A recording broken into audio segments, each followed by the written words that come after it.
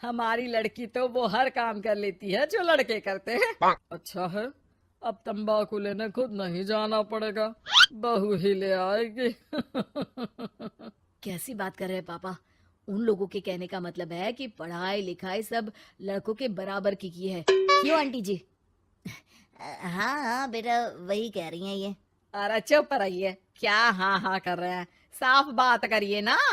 बेटी पर फक्र होने वाली बात को चिल्ला चिल्ला कर बताना चाहिए। ऐसा क्या कर दिया आपकी बेटी ने, हमें भी तो बता दो जरा। तभी वहां डॉली आ जाती है। कुछ कुछ होता है कि अंजलि थी ना, बिल्कुल उसके जैसी ही दिख रही है। हाथ में फुटबॉल, सर पर बैंड। ओ माय गॉड, आज फिर? तो तुम हो लड़की जो मुझे देखने आए हो। सुनो, मैं बाइक 200 की स्पीड से चलाती हूँ। हाँ, मैं लेट नाइट पार्टी की शौकीन हूँ। कोई प्रॉब्लम? मुझे क्यों प्रॉब्लम होगी? नाइट पार्टी तुम करती हो, 200 की स्पीड से तुम बाइक चलाती हो, तो प्रॉब्लम में तो तुम फंसोगी ना। गुड, लड़का ओके है पापा, फाइनल कर दो। सारंग और उसकी फैमिली देखती ही रह जाती है। अब मेरे ख्याल से आप लोगों ने अपनी बेटी को लड़के जैसा नहीं बल्कि लड़का ही बना दिया है। अरे तो अच्छा ही है ना, घर के काम के लिए तो फिर भी नौकरानी रख लेंगे। बहू मर्द जैसी होगी तो किसी बात की समस्या नहीं, पति का सहारा बनेगी। भाई हमें तो रिश्ता मंजूर है। और ऐसे हो जाती है डॉली की शादी सारंग से। लेकिन शादी के बाद मर्दानी डॉली के शौक लाजवाब होते हैं। अरे बहू, ये घर का सोफा सेट और गमले फूलदान सब कहाँ गया? माँ जी, वो सारे तो मैंने OLX में बेच दिए। यहाँ मैं अपना जिम लगाऊंगी। और हाँ माँ जी, जरा खाने में ना प्रोटीन की मात्रा ज्यादा रखना। शादी के माहौल में डाइट एकदम खराब हो रखी है। अरे डॉली, घर को घर की तरह रहने दो। जिम का शौक है तो बाहर जाओ ना, घर को क्यों बर्बाद कर रही हो? बर्बाद? अरे कोरोना में हाल बुरा है, बाहर जाऊं घर ले आऊं वायरस। भाई मेरा तो ठीक है, माँ बाप तुम्हारे हैं, एक तो बुजुर्ग, ऊपर से डायबिटीज के मरीज। बाकी जैसा तुम बोलो। अरे नहीं नहीं, ठीक है बेटा, सामान की बर्बादी ही बहुत है, जान की बर्बादी नहीं कर सकते। अरे करोगी क्या बॉडी बनाकर? क्या बात कर रहे हो? लड़की को सेल्फ डिफेंस की जरूरत पड़ती है, कल को किसी ने छेड़ दिया तो? अरे मरना है क्या किसी को तुम्हें छेड़कर? वैसे भी कोई लड़की वाली बात तो है नहीं तुम में। जाओ जरा चाय बनाकर लाओ, देखिए किचन में क्या आता है तुम्हें। अरे रहने दो ना माँ, क्यों बेचारी को परेशान कर रही हो? शादी के वक्त तो बड़ा बोल रही थी कि नौकरानी रख लेंगे। अरे कोई बात नहीं, लाती हूँ मैं चाय बनाकर। चलिए बोलिए, कौन कौन पिएगा? अब शाम का वक्त है, जाहिर है सारे ही पियेंगे। चलो मैं भी मदद करता हूँ। बस करो यार, अभी आई मैं। डॉली किचन में जाती है और चाय के साथ पकोड़े बनाकर भी ले आती है। अरे वाह, विश्वास नहीं होता कि जोमेटो की डिलीवरी किचन तक होती है। कहाँ से लाई हो बहू? एक तो वो बनाकर लाई है, फिर मजाक। वैसे डॉली, ये पकोड़े बनाने आते हैं तुम्हें, ये तो पता नहीं था मुझे। सिर्फ बनाने ही नहीं, सबसे अच्छे पकोड़े। भाई ऐसे पकोड़े तो मैंने अब तक ना खाए थे। वो खाना बनाने का शौक है मुझे। क्या बात कर रही हो, कब सीखा? वो जब मेरी जॉब बैंगलोर में लगी थी ना, तो मैं अकेली रह रही थी, तभी सीख लिया।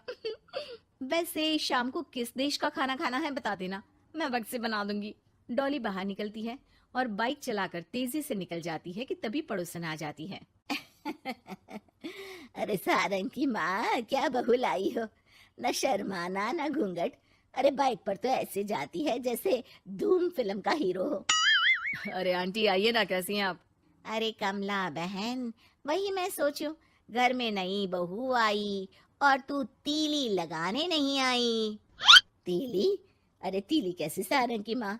अरे बहू तो घर पर अच्छी लगती है, वो भी घूंघट में। सास बैठी रहे और वो खाना खिलाए। अरे बहन जी, वैसे आपकी बहू के बारे में भी बहुत चर्चा है। सुना है घूंघट के अंदर से ही गालियां निकालती है। अरे ऐसा घूंघट भी किस काम का?